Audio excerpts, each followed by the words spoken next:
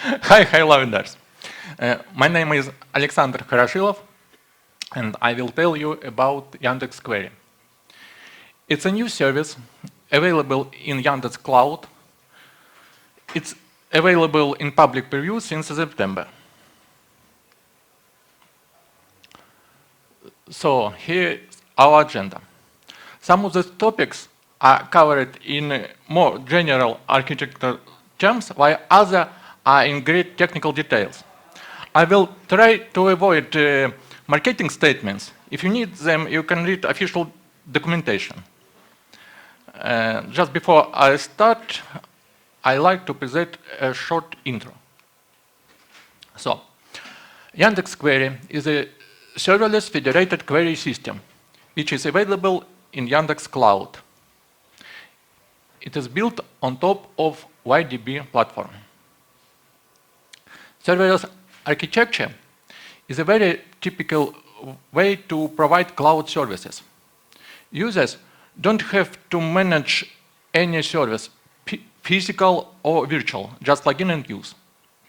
Federated means ability to process data from different sources in a single project.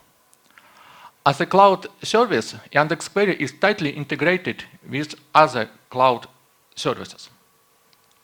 And finally, query system assumes some language. We use SQL-like language. It was developed in Yandex for years and has rich syntax capabilities. Important feature is a single syntax for batch and stream processing. You can sample the stream, save the data into batches, and use it for debugging. Once your query is ready, it can be used without any changes for real-time stream processing. Yandex Query is designed to process large amounts of data. Usually, this data is stored in some cloud storage. It is easy and comfortable to store and process data in the same place with transparent security. Distributed parallel processing speeds up execution of queries. We use the code dog folding to improve our service. For example, Yandex Query stores internal log records in cloud object storage. And then we grab these records with the help of Yandex Query. New queries generate new log records, which also should be analyzed, and so on. Service is never idle. It's a joke, actually. We don't add any load to public cluster. Production logs are processed without test clusters. Daily use of service allows us to find problems quickly. When we look at Yandex Query from the user side, we understand customer needs better. If something is not designed very well, we have high motivation to improve it.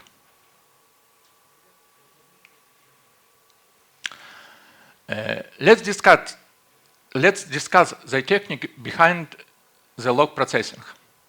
What do we have as an input? It's an object storage. Basically, it is a key-value storage where with k as unique string and value as a binary object. In our example, these objects are files with structured log records. Fields describing the timestamp, year, months, day, and hours are extracted from these records and embedded into the key using special path-like notation. This technique is called partitioning. It allows log records to be grouped by time, a common key prefix. So we can think of this storage as a file system with virtual folders. From now on, I will use these terms, file and folder, instead of key and object. The size of each file depends on the user activity. It can significantly vary from one to another. I will also use the term worker here to distinguish them from nodes. The node is something to provide compute power.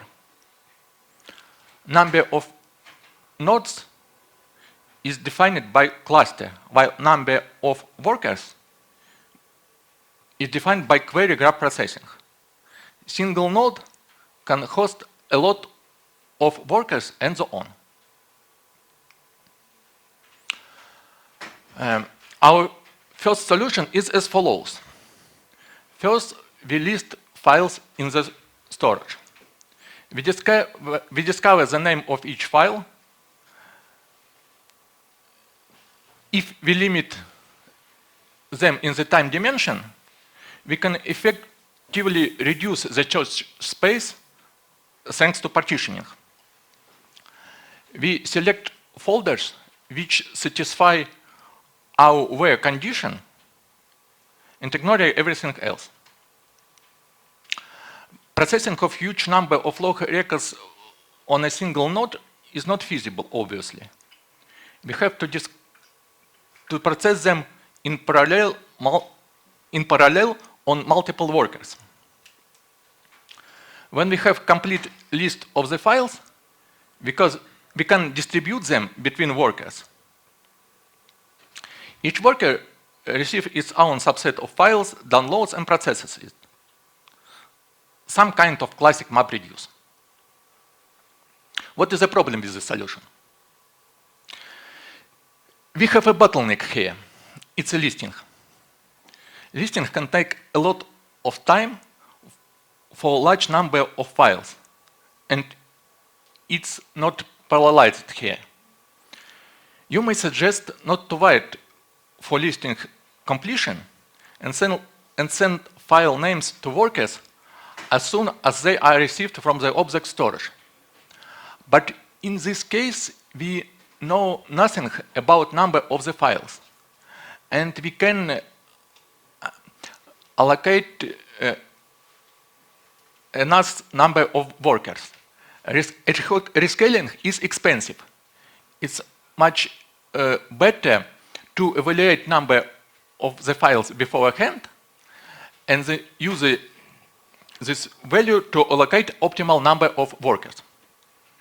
So we have to list files at the start just in a smart way. Let's fix it. Better implementation will not list all the files in one place. Instead, it lists folders at some depths. The number of folders is much less than the number of files and they are listed much faster. Then each worker receives a subset of the folders, list the files from the folders, download and process them.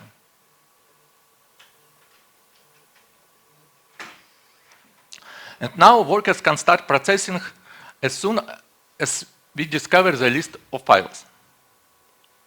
It seems like a good optimization, but it's not perfect yet.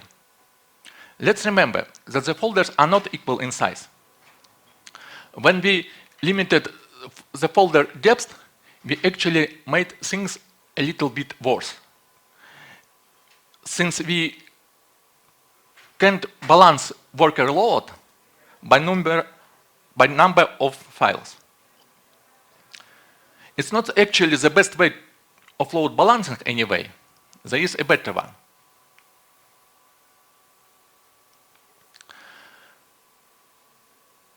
When we split the work between several parallel workers, it is important to load them evenly. Query finishes its execution when the last worker is finished. Uneven load doesn't affect the system as a whole, but it does affect the latency for the user. And we want to provide the best service for the user as well. To achieve even load lets it introduce two kinds of workers, so-called listers and processors. Each lister receives folders, discovers files, and sends them to the list loaded processor. We get dynamic adaptive load balancing, and it's perfect until we face the case where some files are significantly larger than other files, or some extreme case with huge single file which we want to process quickly. The solution is simple.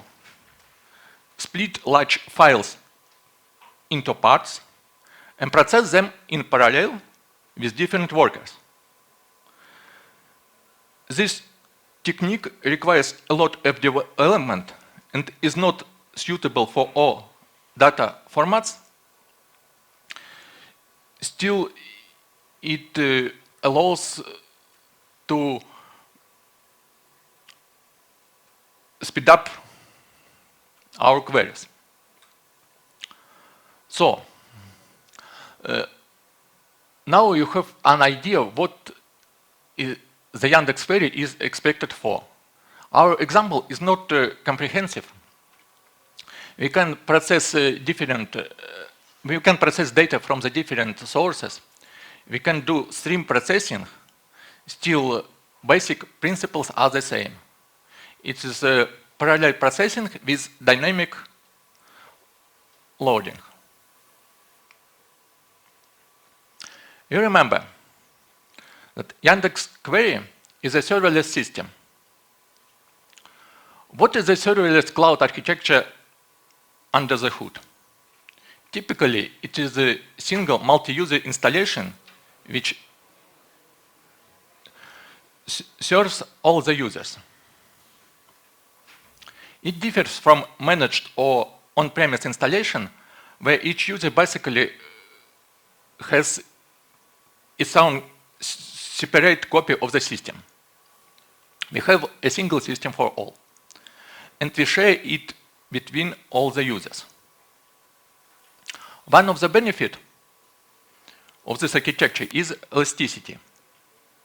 Users can instantly allocate a lot of computing power to process heavy loaded queries and free resources as soon as they do not need them anymore. Managed or on-premise installation assumes constant cost of ownership, busy or idle. Serverless system allows users to pay only for what was actually used.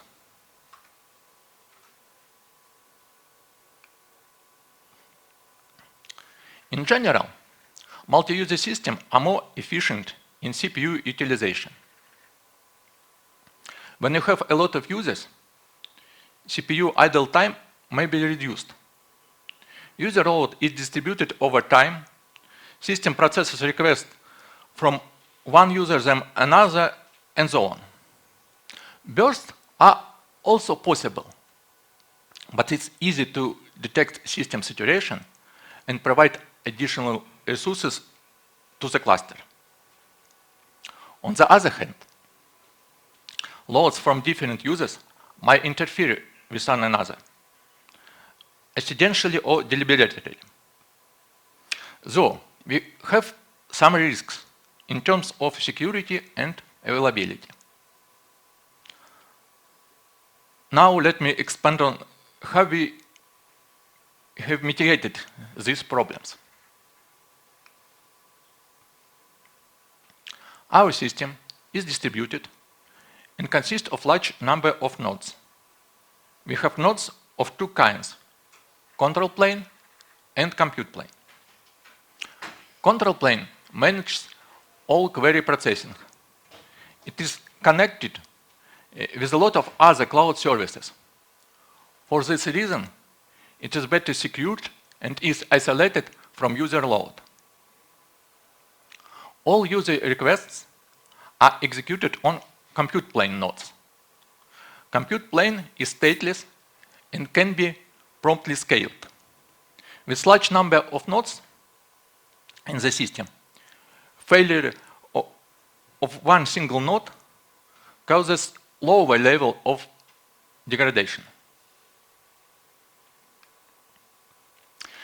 We also split all compute nodes into several logical groups, tenants.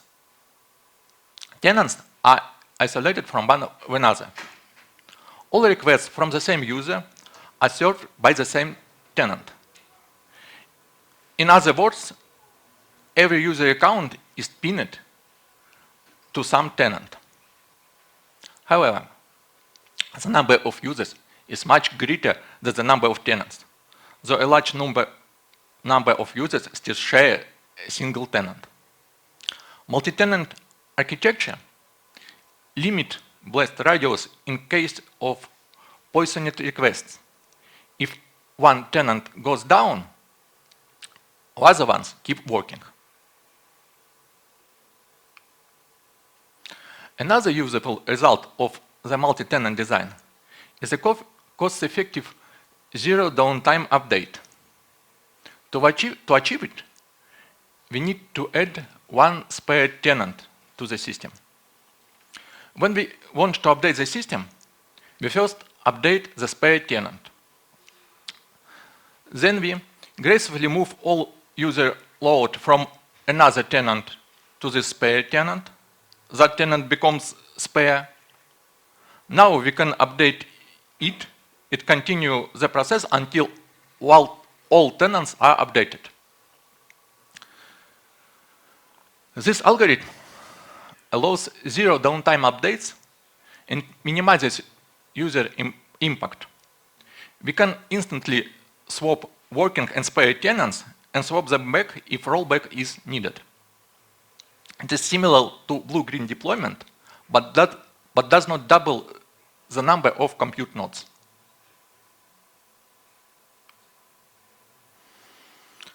Multi-user system should enforce CPU usage limits to prevent unwanted situations. For example, user might mistakenly trigger more load than they expected. Our software might be buggy and consume a lot of resources in some rare case, or some abuser might try to DDoS our system. Let's define properties which we want from such a limiter. We should limit total CPU time per request and not per single worker. We should also limit average CPU usage over time instead of instantaneous consumption. Usage bursts are allowed. If the limit is not reached, system performance should not be affected. Yandex Query uses a leaky bucket algorithm to limit CPU usage. There are two ways to understand this algorithm, with constant rate input and constant rate output. They are equivalent. I prefer constant rate output since it explains the leakage better. We have the abstract bucket. The volume of the bucket corresponds to the total CPU usage limit. Each worker asks the limiter for the execution quota. If the bucket is not full, the limiter adds the value of the quota to the bucket and replies instantly. If the bucket is full, reply is delayed until there is enough quota to fulfill the request. The contents of the bucket are decreased at a fixed rate. The bucket leaks. If you are interested, I want to draw your attention to the very next speech in this hall, right after mine. It's about a special purpose leaky bucket algorithm application. I'm personally going to attend it. The classic leaky bucket algorithm does not work very well in distributed systems due to network latency. However, several adjustments can help mitigate these problems. Yandex Query uses the external fault-tolerant limiter, though each worker accesses it remotely. The usage of such an external service is very easy thanks to the nature of cloud architecture. Quota requests are sent in the background with tunable prefetch value. Some amount of local overbudget CPU usage is also allowed.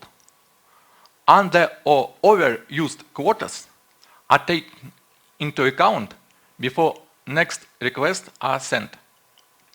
This minimizes impact on the performance.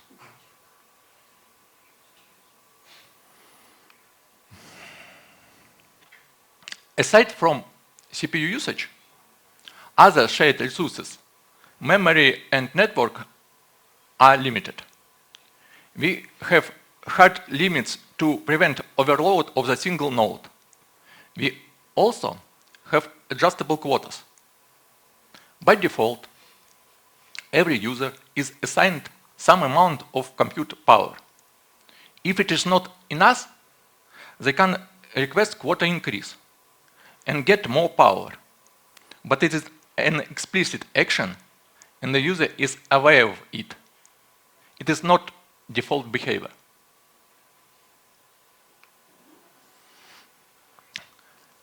With a large number of nodes, we should expect that some nodes will go down, and it should not cause the system unavailability.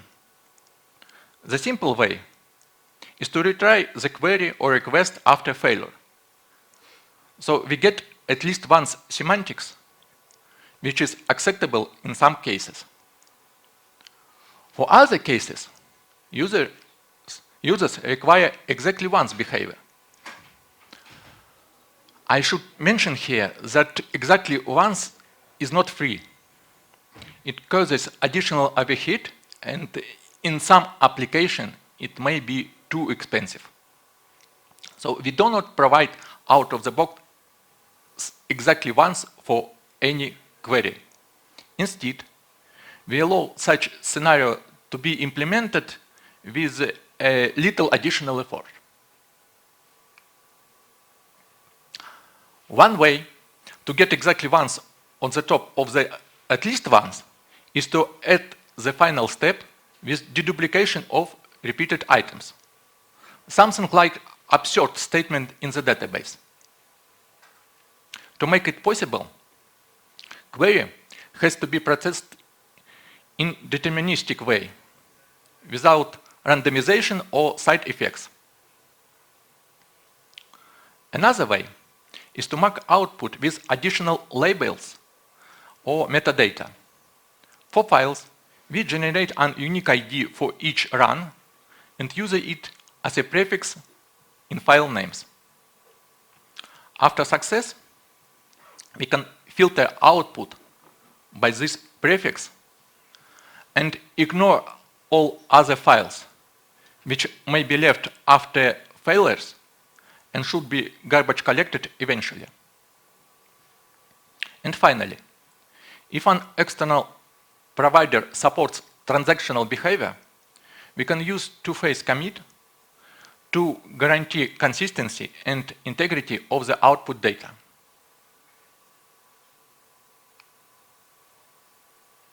Stream processing is a special case. We use checkpointing to provide consistency in presence of failures without significant impact on performance. Checkpoint describes the consistent state of the user request in progress, and it is saved in the transactional database. It is possible to restore the state of the entire request and continue exactly from the point of the checkpoint.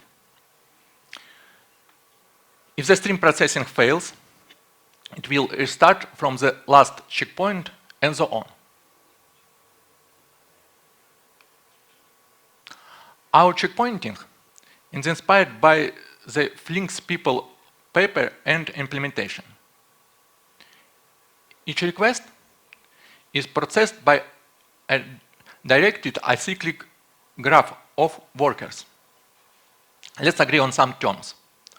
The root of directed acyclic graph is the worker without inputs, leftmost on the slide. The leaf is the worker without outputs, rightmost on the slide. Checkpoints or barriers are injected at root workers at a fixed rate. This rate is chosen according to the RPO, recovery point objective. Shorter period between checkpoints allows faster recovery after the failure, but causes more overhead. If a worker has several outputs, it sends the checkpoint to all of them. If a worker has several inputs, the arriving checkpoint delays all data processing from this input until all inputs receive this checkpoint as well. In Yandex Query, processing consists of several steps called stages. Checkpoints sync execution between workers in the single stage and align data flow in the distributed system. You might notice some kind of similarity with neural networks here.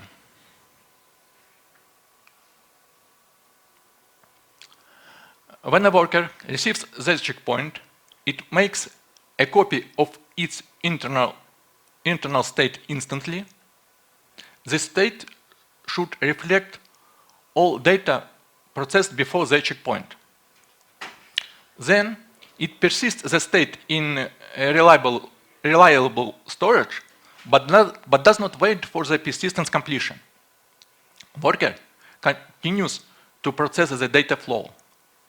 It's an important feature since it minimizes the impact of the checkpointing on the processing. Root worker saves additional state, for example, offset or position, which is enough to reply external data. Leaf worker includes in the state what is needed for the output deduplication if exactly once is requested.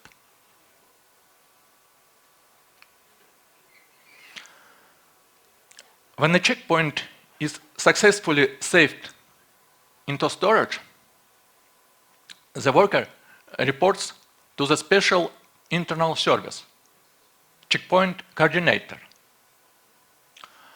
Coordinator manages checkpoints. It marks the checkpoint as valid when all acknowledgements from the workers are received. In case of the failure, it selects the latest valid checkpoint and uses it for the recovery. Single checkpoint failure is neglectable. We can just use the previous checkpoint at the cost of doubled recovery time. Moreover, to be this time really as twice as usually, we should get 2 failures in a row. The first, we have to fail to save the checkpoint in the storage, and failure of the request execution. It is considered a rare case. So why usually keep the recovery point objective time as expected.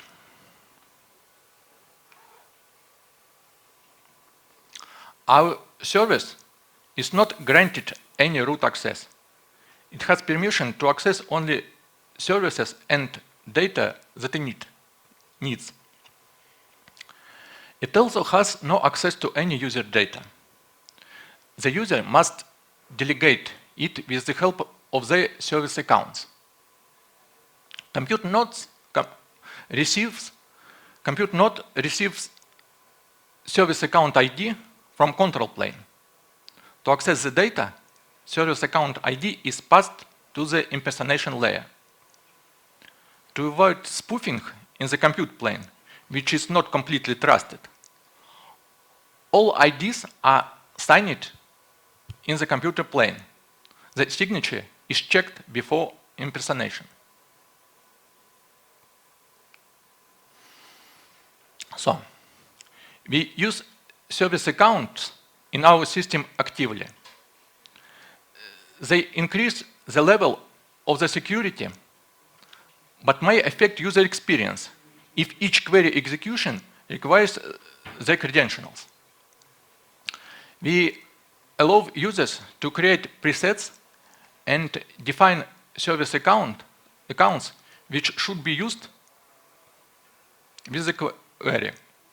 Each user request is completed with these presets to provide comfortable and secure data access. So, I'm finished. Thank you very much. Everybody is welcome to try our service by themselves, and if you have any questions, I'm glad to answer them. Thank you. So, do you have any questions? Yes, please.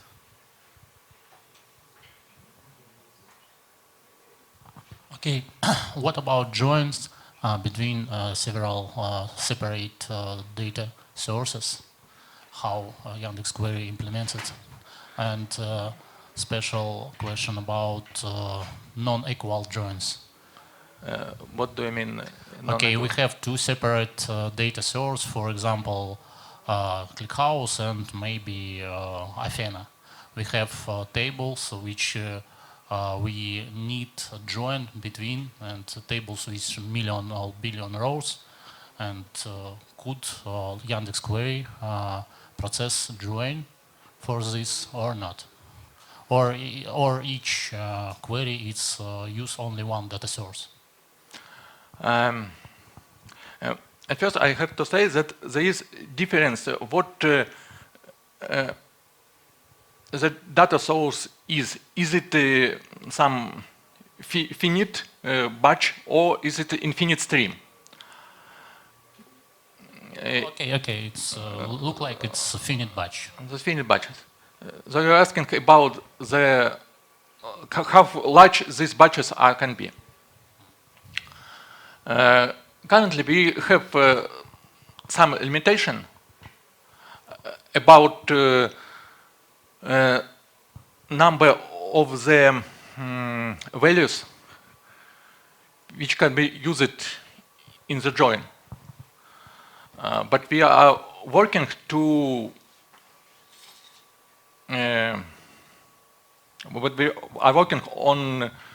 to break these limits and allows indefinitely sized joins in cost of long processing times.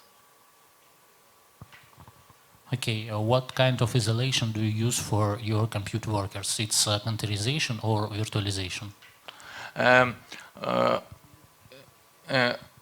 Workers is just a logic term. The real isolation is between nodes. Each node is managed in Kubernetes system. So basically we have no isolation between workers. We choose this architecture to provide fast and maybe cost-effective service. So every level of isolation takes additional expenses, causes latency and so on. And last question: what DB do you use to store checkpoints? Of course, we use YDB, our own database system. Okay, thank you for the questions. Okay, we have another participant who would like to ask. Little question. Do you use zero trust between Kubernetes node for microsegmentation?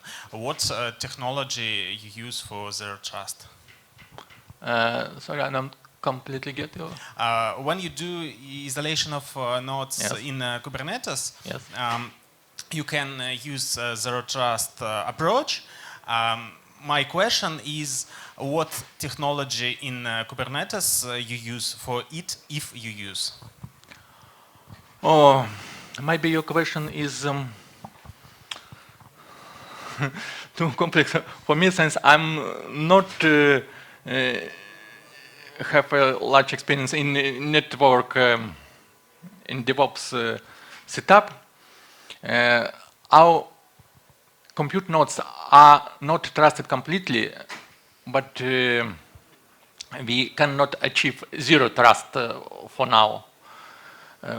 We try to minimize effect of spoofing, maybe some unwanted behavior, but we think that if we try to provide something like zero trust, it will also be way too expensive for us. Something like to put every single worker into separate container. Thank you. Thank you. So it seems that that's all. And oh, well, we have another question. Okay, cool. Hello. You mentioned that Yandex Query is federated, right? You mean? Can you hear me? It's integrated with cloud services. I mean, does it support different cloud service providers like Amazon's, the cloud? We have a lot of providers in the world. Currently, our public preview allows use object storage in Yandex Cloud and Yandex Data Stream. Another data providers may be added later. So currently the audience is within the cloud, right? Mostly. Yes. Okay. Yep. So, yep. Oh, another question. No? Please. Just a question related to your streaming capabilities about the queries. Do you supporting complex event processing? Because with streaming, with Flink and various other frameworks, we are supporting complex event processing like queries. If this event didn't appear between last 5 minutes, fire another event.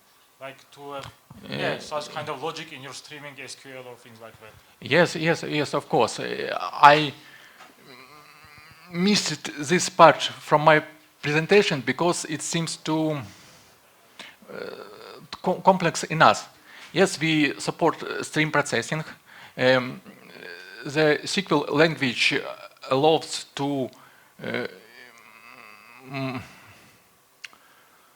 filter events or maybe grow standard by the hope over time and put result into next stream.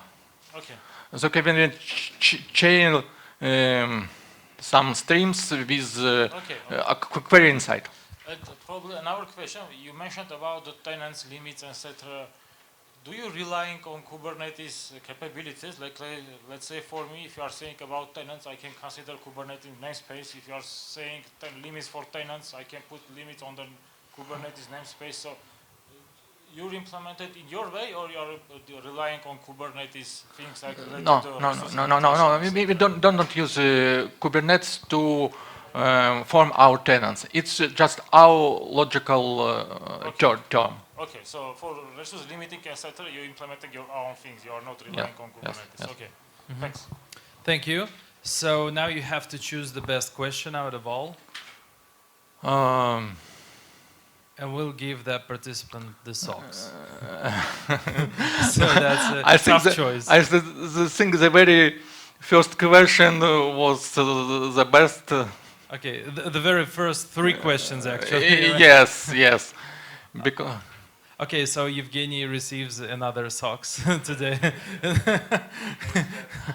And I have figured out what prize we give to the speakers, so you should go to the speaker room, and there Yelizaveta will give you your present. yeah. So thank you very much. Nice talk, and these applause are for you.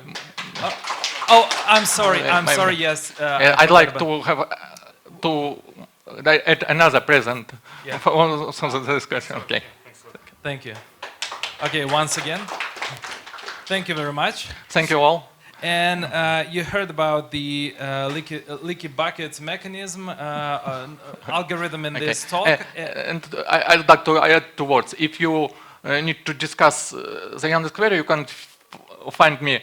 I will attend the next speech, and then you can find me somewhere here, or maybe on the Yandex area. Yeah. Okay, so actually the next talk will be about the leaky bucket algorithm as well, so please come here in like 30 minutes. I'm waiting for you as always here in the 4th hall. So thank you. See you.